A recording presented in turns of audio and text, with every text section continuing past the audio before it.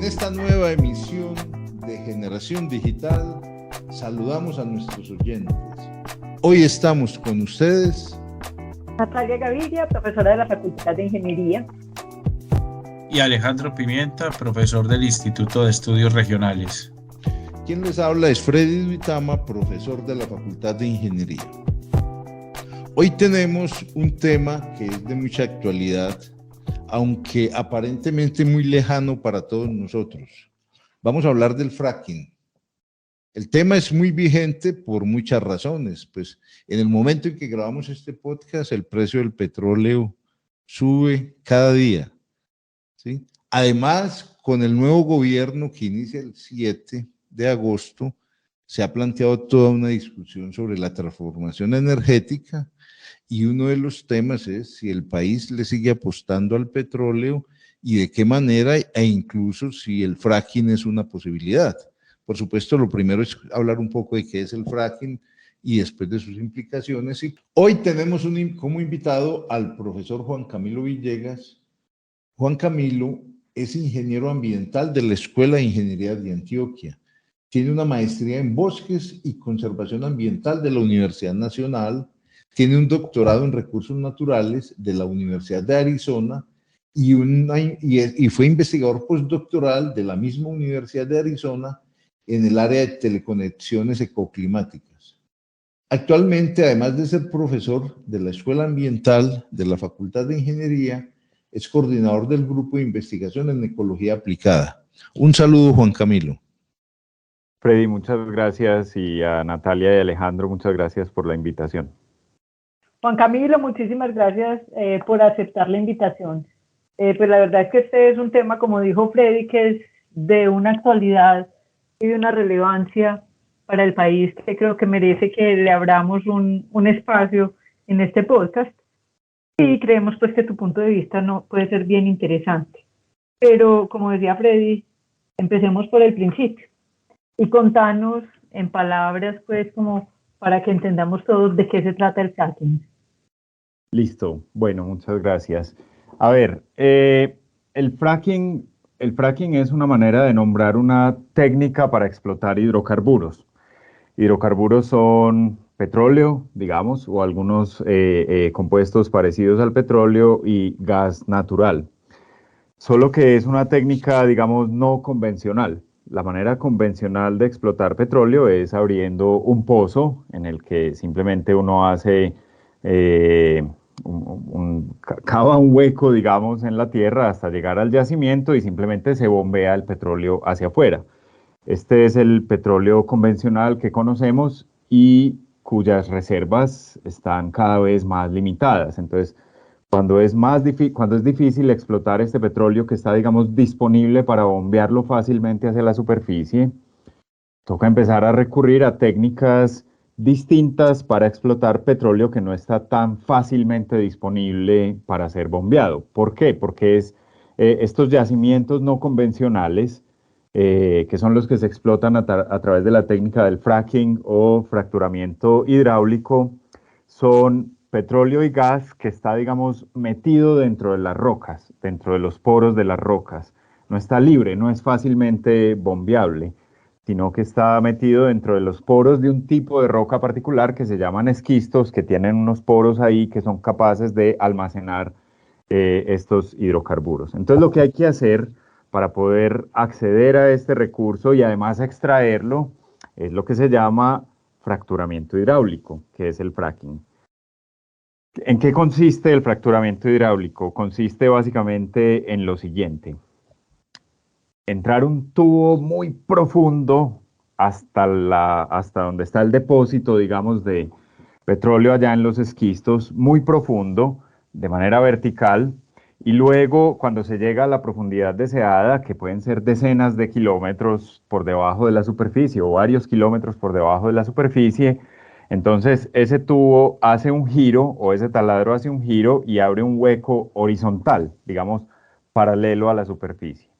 Sobre ese hueco horizontal, ese túnel, digamos, es chiquito, pues es un tubo horizontal, en distintos segmentos de ese tubo se meten como unos explosivos y esos explosivos producen una pequeña explosión que hace que la roca que está en contacto con el tubo se agriete un poquito.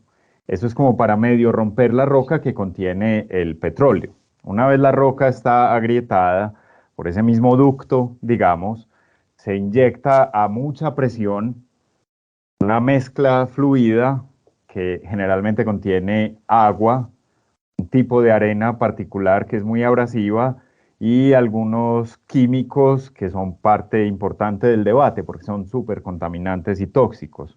Eso se inyecta a presión para producir que por las pequeñas fracturas que se produjeron en la etapa anterior se rompa la roca y entonces el agua se devuelva y se devuelva junto con el petróleo y el gas que queremos explotar. O sea, es una técnica, digamos que en comparación con la explotación convencional, pues tiene mucho trabajo porque estamos tratando de extraer un material que está de muy difícil consecución, por eso se llaman yacimientos no convencionales. Juan Camilo, ya nosotros, ya hace muchos años, viene un debate social y político por el tema del uso que nosotros le damos como sociedad, el uso excesivo que tenemos pues, de los combustibles fósiles, eh, y la contaminación que producen, independientemente del tipo de técnica que se use para obtenerlo. Ahora se le adiciona a la polémica lo que usted nos acaba de explicar. Es decir, ahora dicen algunos que este tipo de técnica del fracking es además, digamos que genera unos riesgos como adicionales. Entonces, digamos, ¿nos podrías explicar un poco por qué es tan controversial? Tenemos como dos polémicas.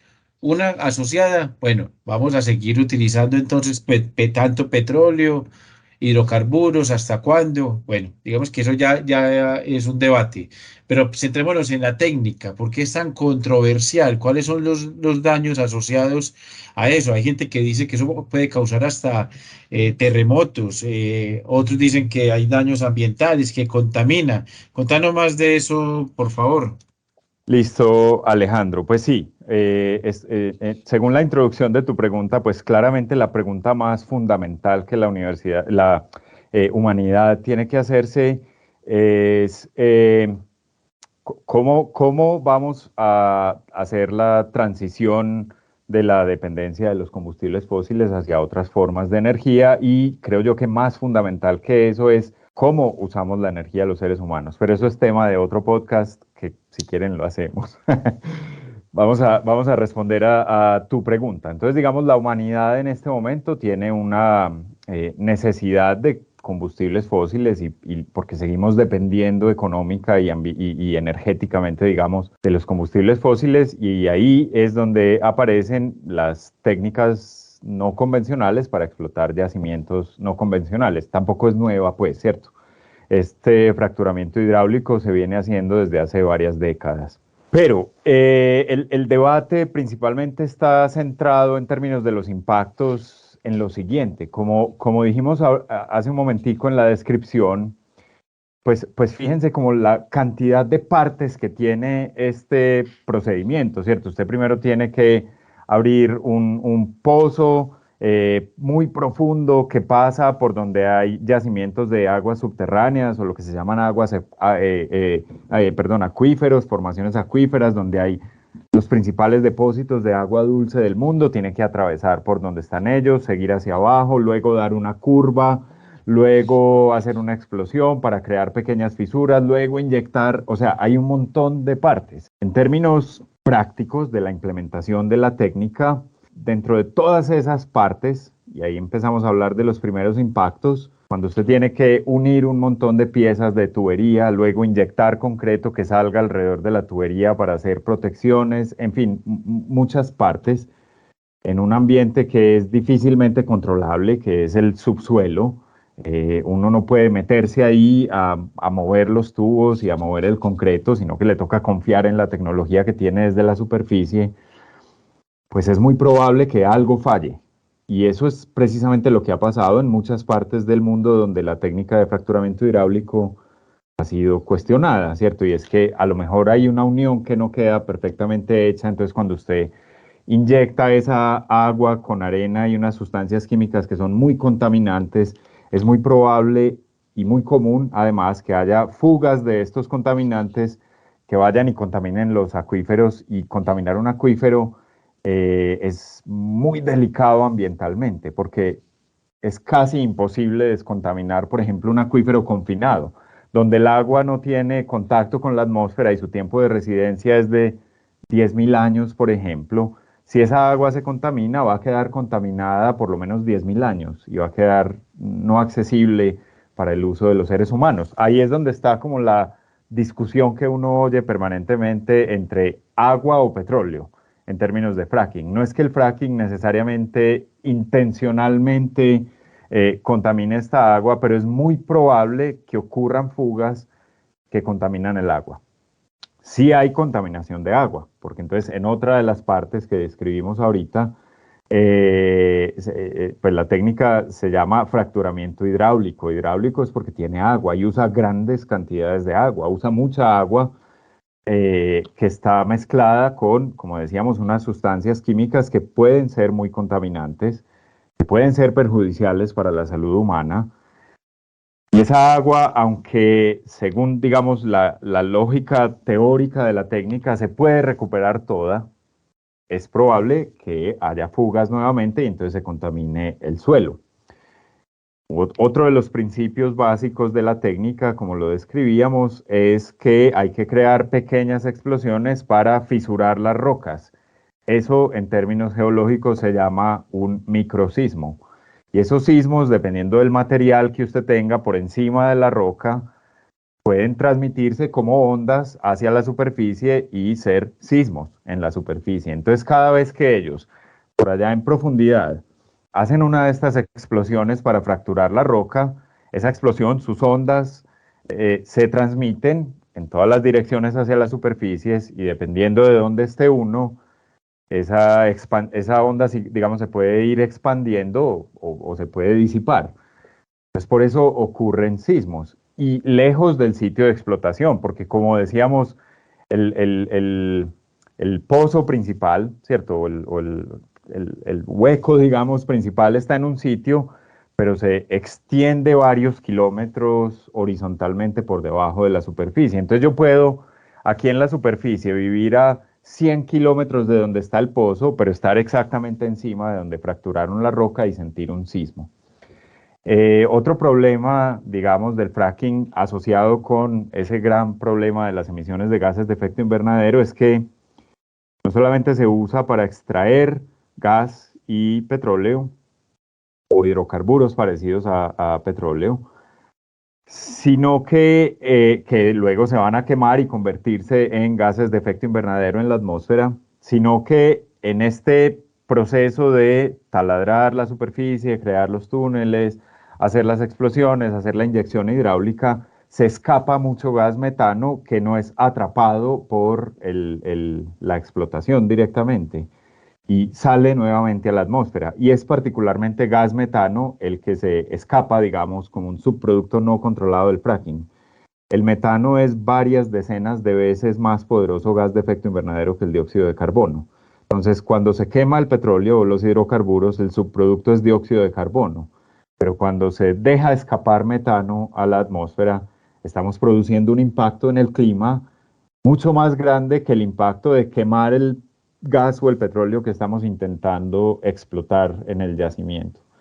Hay muchas otras consideraciones, ¿cierto? Sociales, que también son ambientales, de lo que significa la implementación de esta técnica en términos de uso de suelo, porque entonces esto ocupa unos territorios relativamente grandes. Podríamos hablar un buen tiempo, pero ahí más o menos hice un resumen del asunto. Si uno mira, para sintetizar, si uno mira como la teoría de la técnica, pues es segura, y así la presentan quienes la usan, ¿cierto? Y es que claramente está que usted no tiene contacto con las aguas subterráneas, digamos, superficiales, que usan las comunidades para su abastecimiento y los ecosistemas. Todo el fluido de explotación se recupera nuevamente y se puede tratar y no hay emisiones, digamos, a los cuerpos de agua ni a los suelos de este fluido altamente contaminante. Todo está controlado. En la teoría podría estar todo controlado. En la práctica, lo que han mostrado la historia de la implementación de la técnica es que siempre hay sorpresas, y son sorpresas que son muy impactantes para la sociedad, los ecosistemas y en general el ambiente. Juan, bueno, lo que vos nos estás mostrando es pues bastante, digamos, bastante negativo desde el punto de vista ambiental. De todas formas, digamos, quienes defienden este tipo de técnica, pues, digamos, tienen sus motivos y como nos decías ahora, se basan un poco en la teoría, etcétera. ¿Hay alguna forma, por ejemplo, desde el punto de vista ambiental, en lo que vos conocés, de prever y mitigar, pues digamos que cualquier tipo de explotación minera o de explotación de petróleo, etcétera, trae consigo algún impacto ambiental? Y digamos, cuando se hace de forma responsable, la minería pues busca mitigar eso. Desde el punto de vista del fracking, ¿vos pensás que haya alguna forma en la que se pueda prever y mitigar ese impacto que vos nos mencionás, por ejemplo, frente a los acuíferos o frente a los posibles sismos que se puedan generar? Sí, pues, a ver, para eso, y vamos a pensar en el caso de Colombia, pero en términos generales en el mundo, pues esa es la intención de las prácticas de licenciamiento ambiental, ¿cierto? Cuando un proyecto de explotación petrolera se presenta para obtener una licencia ambiental, precisamente lo que está proponiendo ahí es una manera de manejar o mitigar los impactos ambientales que son previsibles y manejables. Esa es la idea de una licencia ambiental, ¿cierto? Entonces, ¿cómo voy a tratar yo las aguas residuales que salen de la explotación, ¿cierto? ¿Cómo voy a tratar yo el agua, el fluido pues, de explotación que se usa en la técnica? ¿Cómo voy a revegetalizar las zonas que tenga que intervenir desde el punto de vista de los ecosistemas? Eso es previsible desde el licenciamiento ambiental y pues evidentemente estos proyectos en los países donde existen, Colombia no, pues están sujetos a una normatividad ambiental de los países. El problema de este tipo de proyectos, desde mi punto de vista, desde mi opinión, es que aparecen unos impactos que son difícilmente previsibles, ¿cierto? Y por lo tanto son difícilmente manejables, como digamos contingencias, ¿cierto? Y es que el asunto con esta técnica es que está muy llena de contingencias en su implementación en la vida real. En la vida real en el mundo, principalmente en Estados Unidos, donde se ha implementado pues de manera muy extendida. Entonces, ¿cómo se manejan esas sorpresas y qué tan reversibles son los impactos de las sorpresas?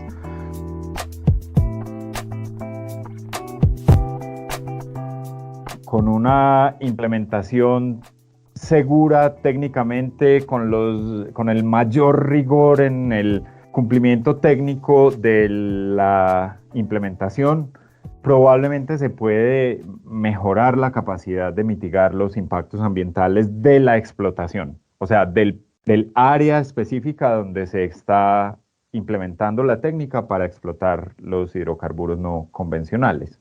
Yo creo que todas las actividades humanas producen impactos ambientales, todas, absolutamente, unas más que otras. ¿Es posible manejar esos impactos? Probablemente es posible mejorar la gestión de los impactos directos de la explotación. Yo creo que técnicamente debería ser posible. ¿Lo han conseguido en el mundo? No necesariamente, pero debe ser posible. Ahora, siempre habrá impactos, eso está claro. Bueno, Juan, escuchándote, me viene a la cabeza un ejemplo que hoy está muy en boga. Es que Alemania hace varios años decidió cerrar todas las centrales nucleares, ¿cierto? Y hoy está pagando las consecuencias de esa decisión porque pues ya todos sabemos lo que está pasando con la guerra que en este momento hay en Ucrania, la invasión pues que los rusos hicieron a Ucrania, e independiente de la postura que se tenga frente a lo que está pasando, lo cierto es que digamos, el gas en este momento se volvió un arma de guerra, ¿sí? Bueno, entonces uno también podría decir con el petróleo algo parecido. De hecho, el petróleo es un tema que geopolíticamente ha decidido muchas guerras y muchas situaciones en este planeta, ¿cierto? Y, por ejemplo, hay países que ya están definitivamente apostándole al fracking. Y bueno, y quienes lo están a favor le argumentan a uno que muchas de las evidencias no están suficientemente probadas, de que hay contaminación, de que hay sismos, o sea, que no hay, y hay una polémica, ¿cierto? Pero entonces todo esto es para hacerte una pregunta. Colombia hace unos años, 2, 3 años, tomó una decisión de hacer unos pilotos de fracking, particularmente en Puerto Wilches, y bueno. Entonces, ¿qué opinión te merece ese camino que tomó el país de hacer unos pilotos y en qué medida sí ayudan a subsanar lo que estabas comentando ahorita? O sea, de que sean decisiones controladas, donde se vaya analizando cada factor y sí se pueda tener como un control sobre las consecuencias de la técnica e ir depurándola. Pero eso es la mano de que necesitamos vender petróleo rápidamente. Bueno, muy buena la pregunta, ¿cierto? Porque nuevamente uno podría responder esto desde varias ópticas, ¿cierto? Desde la óptica del corto, mediano y largo plazo y desde qué priorizamos como humanidad, ¿cierto? La sobrevivencia propia nuestra como especie en las próximas décadas, siglos, o el desarrollo económico de corto plazo. Y pusiste muy claramente el ejemplo de Alemania, que volvió a la decisión de quemar carbón para poder calentarse en el invierno que viene. Porque es que si no, imagínate el problema social de no tener calefacción en invierno en un país tan frío en invierno como este. ¿Cierto? Ahí hay un asunto muy delicado que yo creo que es lo que hemos enfrentado como humanidad desde hace un par de décadas, que es inminente la necesidad de actuar ante los problemas de cambio climático. ¿Qué atendemos? ¿El corto plazo o el mediano plazo? ¿Nos vamos preparando hacia el mediano y largo plazo desde ya o seguimos atendiendo la urgencia del corto plazo? Esa es una decisión delicadísima como humanidad, porque claro, es que yo creo que los que trabajamos en este tema no hemos sido lo suficientemente eficaces para comunicar la urgencia de la acción ante la crisis climática que es actual. Siempre todos hemos pensado en el cambio climático como un asunto futuro. El cambio climático es actual. Y ustedes ven que todos los años dicen récord de verano más caliente en todos los países donde hay estaciones. En este momento hay olas de calor en España, en Francia, en Portugal, incendios forestales nunca antes vistos. Los incendios tienen efectos sobre la salud humana. Por el material particulado la gente se enferma de enfermedades respiratorias. No solamente se mueren los árboles, que ya de por sí es grave. Yo me estoy metiendo en otro tema. En términos de los pilotos de fracking en Colombia, en efecto, eso fue una conversación de un tiempo largo. Hubo en la Cámara de Representantes, de hecho, un proyecto de ley que se llamaba la Ley Antifracking en Colombia. Se debatió varias veces, hubo audiencias con científicos, de hecho, varias personas de la universidad participamos en una de las audiencias. Y precisamente se trataba de si regular o no, pues primero la implementación de esos pilotos de fracking y segundo, si habrá o no habrá, no digamos fracking, sino aprovechamiento de yacimientos no convencionales en Colombia, más fácil. Para entender que no se trata de implementar una técnica, sino de seguir buscando nuevos yacimientos de petróleo. Al final, esa ley no pasó y entonces se aprobaron los pilotos, pero no se otorgó licencia ambiental para los pilotos. Entonces, sí se iban a hacer, pero no se han hecho por problemas de licenciamiento. y de consultas previas, que es una parte importante de los procesos ambientales en Colombia, que hay que hacer consultas con las comunidades directamente afectadas por los proyectos. Eso es bastante controversial, pues, pero como me preguntaste mi opinión, yo te voy a dar mi opinión individual. Yo creo que es fundamental hacer bien los procesos de licenciamiento, incluyendo las consultas previas. Esa es mi opinión individual, como de ciudadano. Entonces todavía no han pasado realmente estos pilotos. En unas semanas tendremos un gobierno nuevo cuya ministra de Ambiente dijo definitivamente no al fracking. Eso pues lo dice el Ejecutivo, falta ver el Legislativo qué dice, ¿cierto? Entonces todavía estamos como en una especie de limbo en lo que va a ocurrir. Colombia necesita exportar petróleo, en efecto. Pues buena parte de la economía del Producto Interno Bruto colombiano está basado en la explotación de petróleo.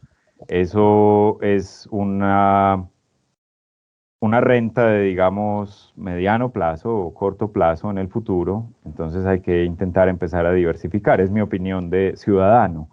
Por lo tanto, además, la explotación de estos yacimientos no convencionales, pues, no es tan eficiente en términos de costos como la explotación de yacimientos convencionales. Entonces también hay que hacer un análisis de la sostenibilidad, no solamente ambiental, de la que ya hemos hablado, sino también económica, de explotar estos yacimientos.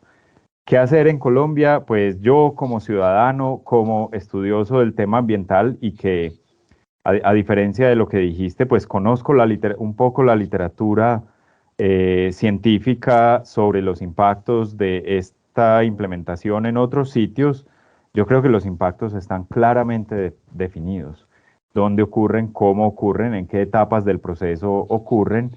Entonces, pues, la sombra de duda de si sí impacta o no impacta, yo creo que en el consenso científico ambiental no existe, está clara. Tal vez deberíamos pasar esa página y decir, existe el impacto, ¿cómo hacemos para disminuirlo si es que nos vamos a meter por esa ruta?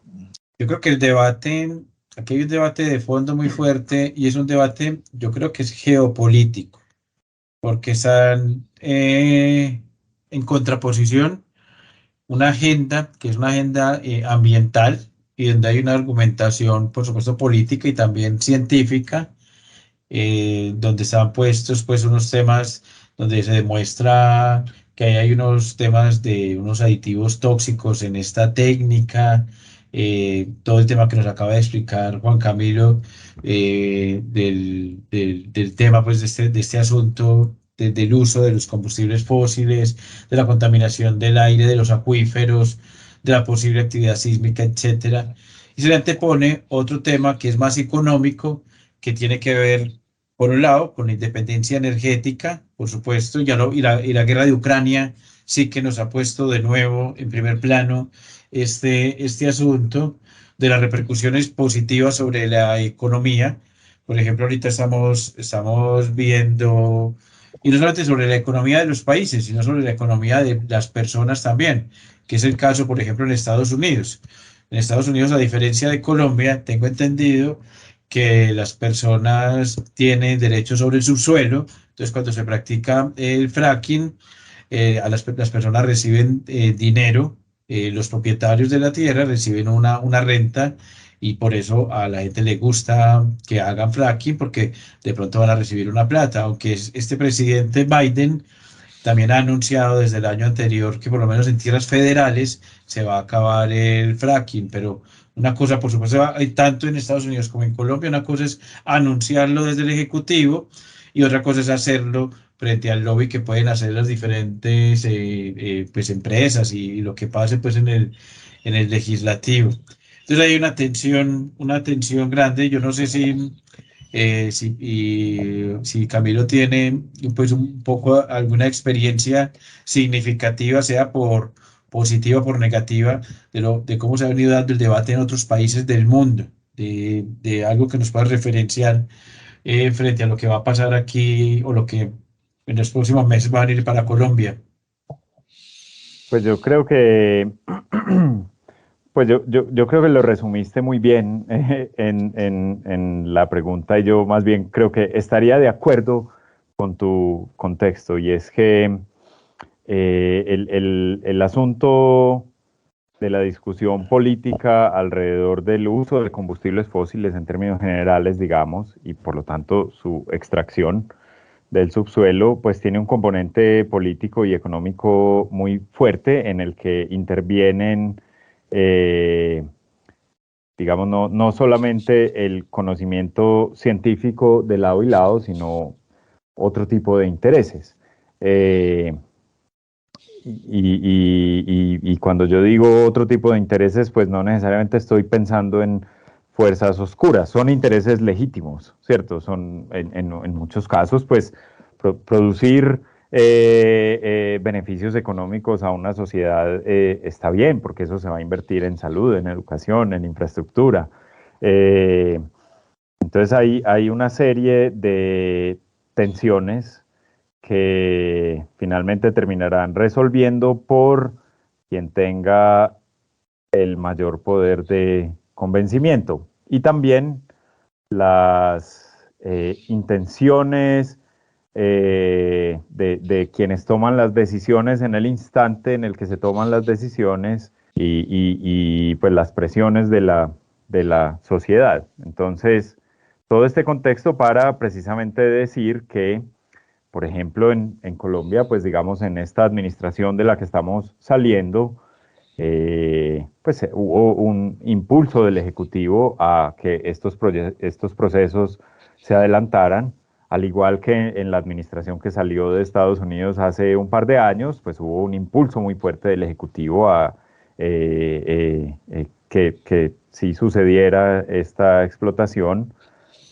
En Argentina ha pasado igual, lo mismo, ¿cierto? Dependiendo como de la intención política del gobierno de turno, se toman decisiones sí o no. Eso sí, en las conferencias de las partes de las Naciones Unidas sobre cambio climático, todo el mundo se compromete a reducir sus emisiones de gases de efecto invernadero en menos de 10 años. ¿Cómo? Ahí está el asunto.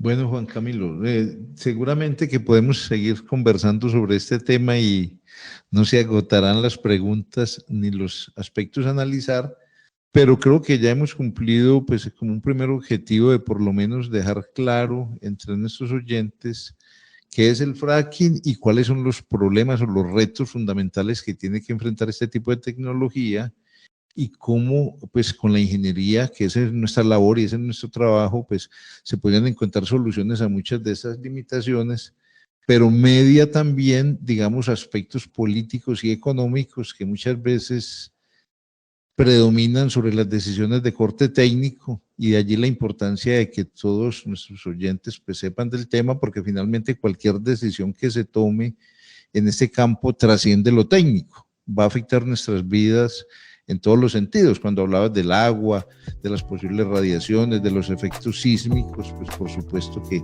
todos nos vamos a ver afectados hacia el futuro, o el mismo efecto invernadero. Entonces creo que con eso, pues, te agradecemos por el tiempo que nos has dedicado, y a nuestros oyentes, pues, esperamos que por lo menos los hayamos motivado a seguir leyendo e indagando sobre estos temas tan de importancia para el país, y que van a ser temas de debate fuerte en los próximos días cuando inicie el nuevo gobierno.